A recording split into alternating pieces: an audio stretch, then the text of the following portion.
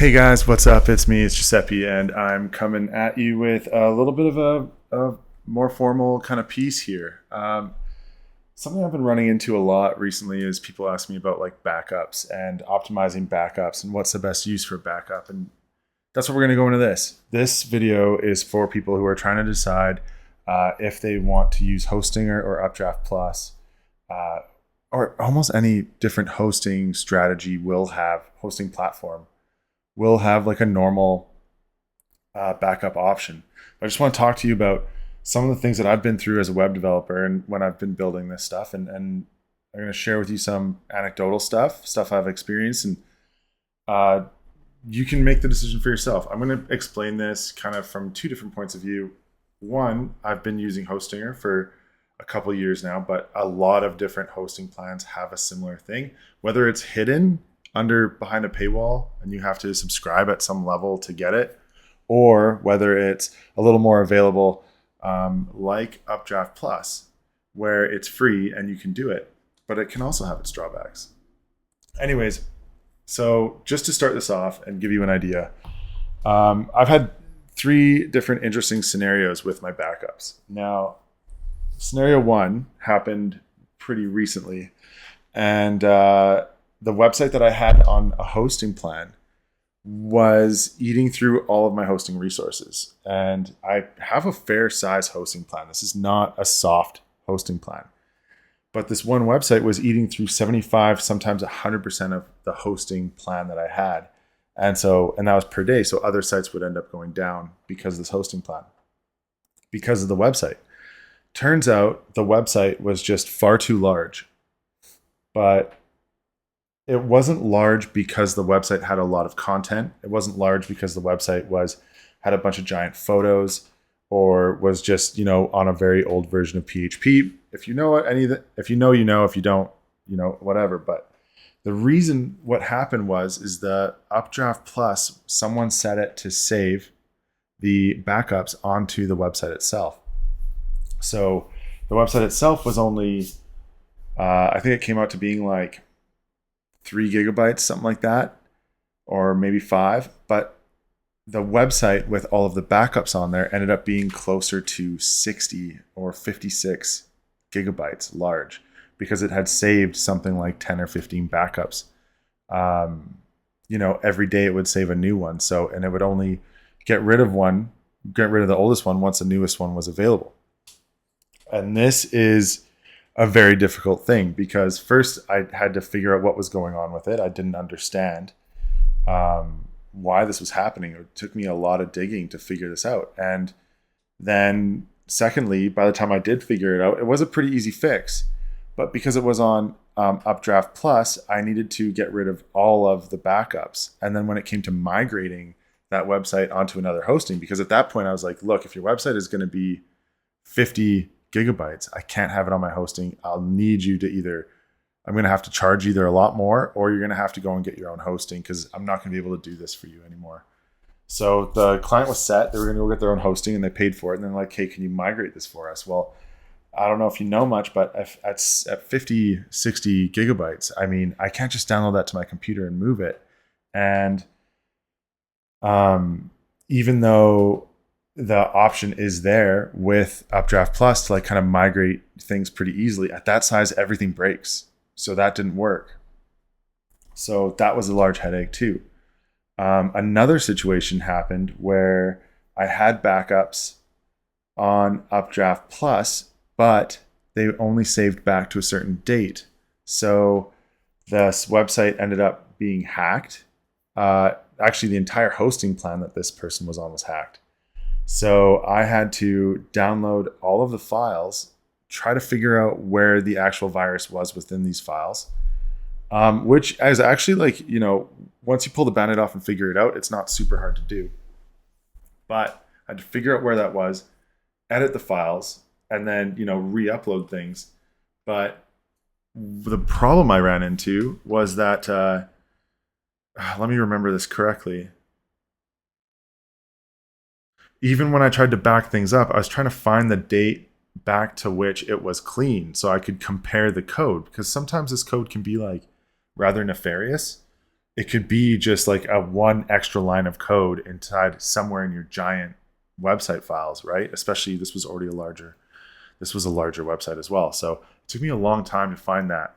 So I was trying to compare it to older website files and I couldn't, because Updraft Plus was only saving, back 2 weeks. Well, no one noticed this virus for I think a month or so, because what happened was the website and the hosting was showing me and the client a cached version of the site. So it was a saved version of the site from when we visited earlier. That's caching. What happened then was that we didn't know until it was too late. And then at that time, it was 2 or 3 weeks in, maybe a month. And those saved versions of the old site were gone. So I didn't have an original copy to compare things to. And that was also a difficult thing. And that was a problem that I actually had with both versions. And then I'll tell you another story where the client had someone in the company and they're kind of up and coming and they wanted to give the person some work. So they gave them work and they're like, okay, go into the website, make some fixes, make it faster, do some SEO. And just, of course, that's not going to turn out miserably. It's just some SEO in the website. Like, what do you have to worry about? Well, I'll tell you exactly what they have to worry about. They went through, they updated a bunch of stuff, and they updated plugins, they updated the PHP, they updated everything they could find. They went through and they changed, the access to the Google. They changed the access to the tag manager. And with that, a bunch of the plugins broke. I think most specifically was Elementor Pro broke on the website. So after they went through and fixed everything, the website was busted. And that was a very difficult thing for me, because now, it's a website that I'm technically responsible for, and I'm very proud to be helping these people with whatever they need. But it wasn't, I didn't know what to do. So then, I had to go and I had to find a backup. And of course, by the time I find it, it's a couple weeks in, and it was a bit of a pain in the ass again. So all of this to say that no matter what backup you choose, you're really just kind of picking your poison, and it depends on what you're going to want to do. So the core problem, when it comes to choosing a backup, is there's a lot of options and there's a lot of confusions. And this leads into our big comparison. So what I want to do here is walk you through kind of the Hostinger backup and the Updraft Plus backup. The Hostinger backup being the normal backup you'll get in a lot of pretty much anything you do, and the Updraft backup being a little bit more Swiss Army knife. It's useful for a couple different things, but at the end of the day, you have to choose what's good for you.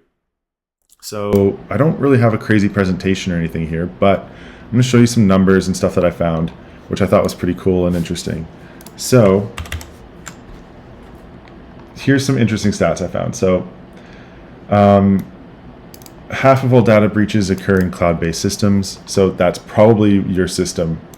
5% of business downtime is caused by natural disasters. So if you're in an area like California or Florida or even Texas with rolling outages, this kind of stuff can be disastrous.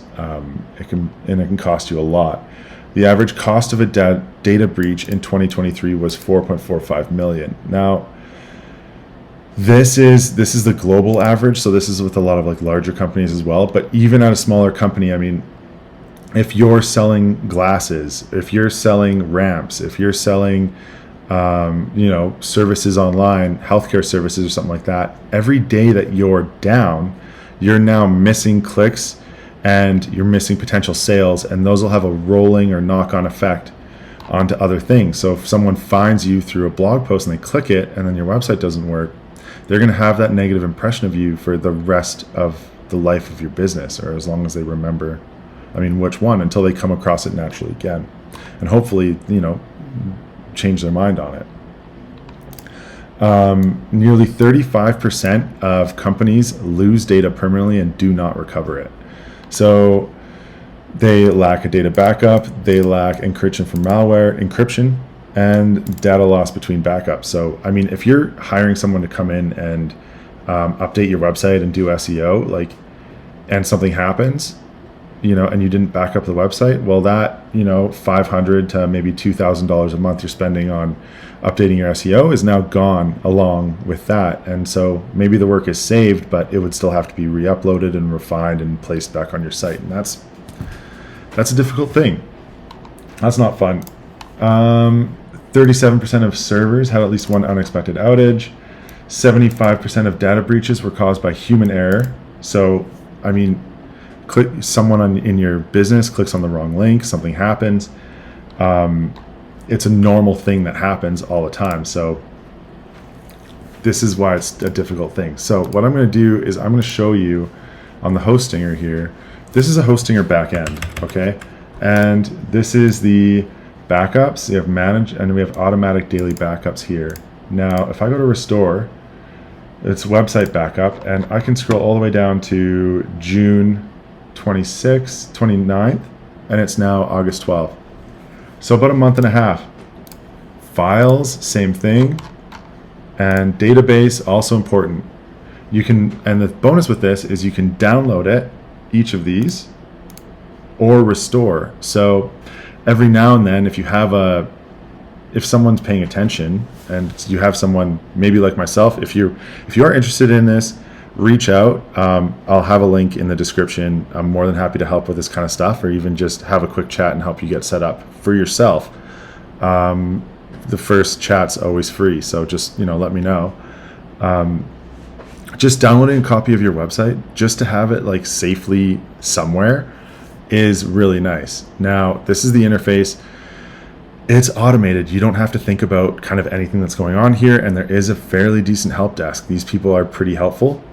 Now, the thing here is that when you download this stuff, if you want to migrate it to a different URL, or if you want to migrate the website to a different website, or if you want to do anything like that, it does get a little more complicated. But regardless, not including that kind of stuff, you are going to be good 90% of the time having this. And then just, checking your website, clearing the cache, doing the basic stuff, listening for if someone says something's weird with the website, get in there right away and check it. Don't kick that down. So this, for Hostinger and Hostinger plans, set and forget is definitely the main appeal. Now let's go into UpdraftPlus. So this is one of my websites. It's just zeoadvertising.com. And you can see here I have daily backups. Now, the backups that are saved on the daily are just the database backups, and I have some more intricate full-size backups down here. Database plugins, themes, uploads, must-use plugins, and others. And at any point in time, this is saving a new backup, and you can see it's using up 1.2 gigabytes.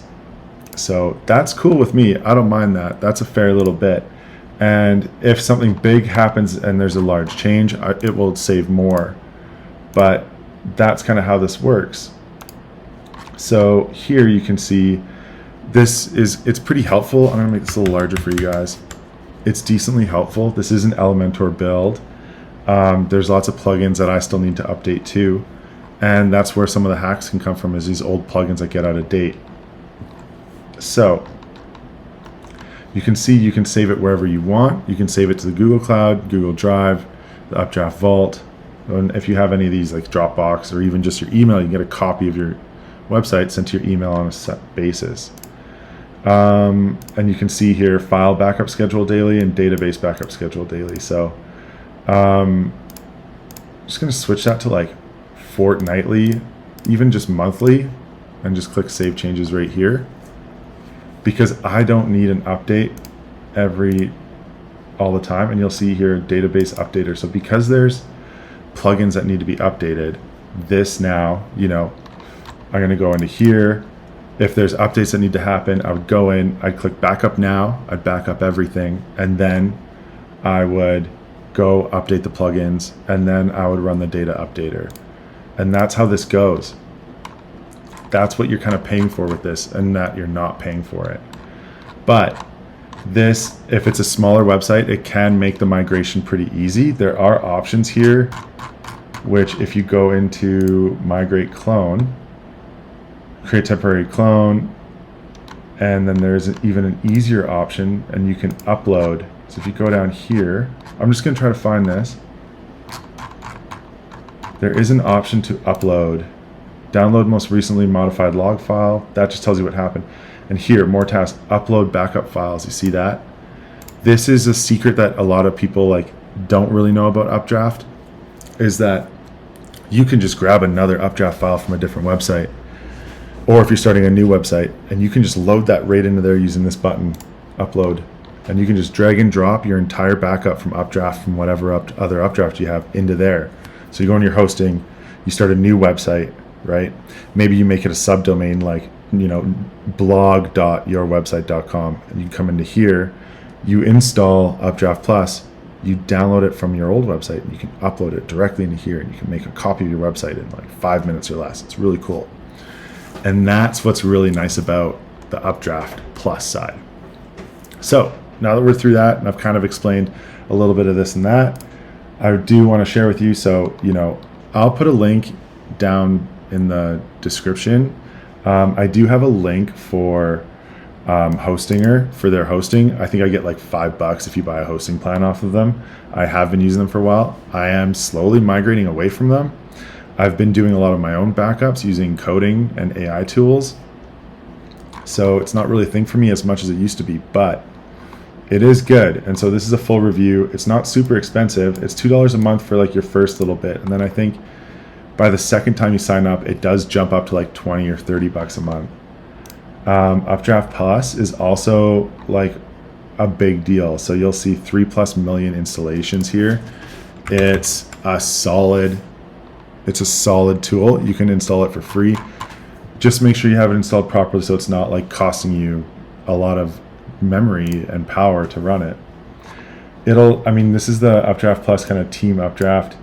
Top 0.03% of most popular plugins ever, 5 out of 5 stars. Like, it does what it does quite well. And don't be afraid to go on to like Perplexity or ChatGPT or Claude and ask it questions about how to set yours up properly, and just like input that information. Because it is a great tool. It's popular for a reason.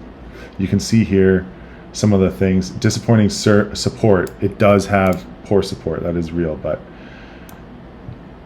people find different things. I've run into great support in Hostinger, and I've run into horrible support in Hostinger. So it's the same either way. People are pretty likely to recommend it. It works great in the background with minimal setup. It says cost, but it's probably that you're not using it properly if they're trying to charge you for it. Some more stuff about backups. This isn't a super big deal, but there's a lot of people who lose money to not having backups, and we kind of covered that. So in terms of ease of use, restoration speed, backup flexibility, storage options, and cost, I would say ease of use is just your normal back-end hosting backup. Restoration speed, I would say normal backup hosting backup. Backup flexibility, I would say that goes to Updraft Plus. Storage options, Updraft Plus. Cost, Updraft Plus, because it's free. And you may not be paying for hosting in a classic way. Like, for example, I'm running a lot of my websites off my GitHub through Vercel, so I don't have hosting strapped to those things specifically. So it doesn't really make sense for me to just pay for something like hosting just for backups. So that's where that wins.